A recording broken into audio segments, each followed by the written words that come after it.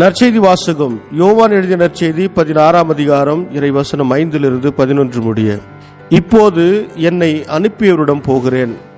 ஆனால் உங்களுள் எவரும் நீர் எங்கே போகிறீர் என்று என்னிடம் கேட்காமலேயே நான் சொன்னவற்றை குறித்து துயரத்தில் மூழ்கியுள்ளீர்கள். நான் உங்களிடம் சொல்வது உண்மையே. நான் போவதால் நீங்கள் பயனடைவீர்கள். நான் போகாவிட்டால் துணையாளர் உங்களிடம் வரமாட்டார். நான் போனால் அவரை உங்களிடம் அனுப்புவேன். அவர் வந்து பாவம், நீதி, தீர்ப்பு ஆகியவற்றை பற்றி உலகினர் கொண்டுள்ள கருத்துக்கள் தவறானவை என எடுத்து காட்டுவார். பாவம் பற்றி அவர்கள் கருத்து தவறானது, ஏனெனில் என்னிடம் அவர்கள் நம்பிக்கை கொள்ளவில்லை. நீதி பற்றி அவர்கள் கருத்து தவறானது, ஏனெனில் நான் தந்தையிடம் செல்கிறேன், நீங்களும் இனி என்னை காண மாட்டீர்கள். தீர்ப்பு பற்றி அவர்கள் கருத்து தவறானது, ஏனெனில் இவ்வுலகின் தலைவன் தண்டனை பெற்றுவிட்டான். இது கிறிஸ்து வழங்கும் நற்செய்தி. கிறிஸ்துவே உமக்கு புகழ்.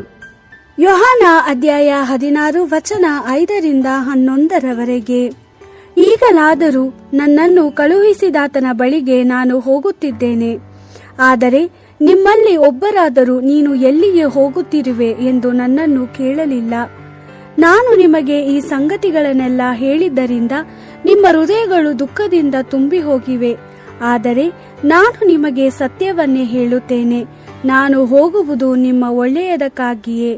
ಏಕೆಂದರೆ ನಾನು ಹೋಗಿ ಸಹಾಯಕನನ್ನು ನಿಮ್ಮ ಬಳಿಗೆ ಕಳುಹಿಸುವೆನು. ನಾನು ಹೋಗದಿದ್ದರೆ ಸಹಾಯಕನು ನಿಮ್ಮ ಬಳಿಗೆ ಬರುವುದಿಲ್ಲ. ಸಹಾಯಕನು ಬಂದು ಪಾಪ, ನೀತಿ, ನ್ಯಾಯ ತೀರ್ಪು ಈ ವಿಷಯಗಳ ಬಗ್ಗೆ ಲೋಕಕ್ಕೆ ತಿಳಿಸಿಕೊಡುವನು. ನನ್ನನ್ನು ನಂಬದಿರುವುದರಿಂದ ಜನರಲ್ಲಿ ಪಾಪವಿದೆ ಎಂದು ಆ ಸಹಾಯಕನು ನಿರೂಪಿಸುವನು. ನಾನು ತಂದೆಯ ಬಳಿಗೆ ಹೋಗುವುದರಿಂದ ನೀತಿಯ ವಿಷಯವಾಗಿಯೂ ಆತನು ಜನರಿಗೆ ನಿರೂಪಿಸುವನು. ಇನ್ನು ಮೇಲೆ ನೀವು ನನ್ನನ್ನು ನೋಡುವುದಿಲ್ಲ.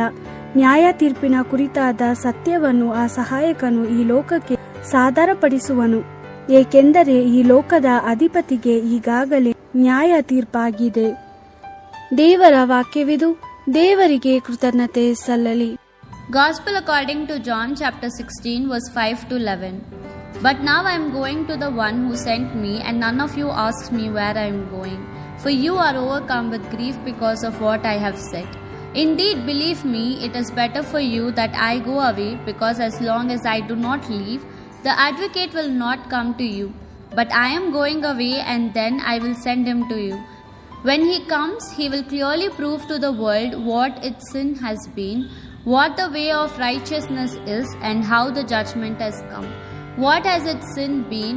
They did not believe in me. What is the way of righteousness? I am on the way to the Father, and you will not see me. How has the judgment come? The ruler of this world has been condemned.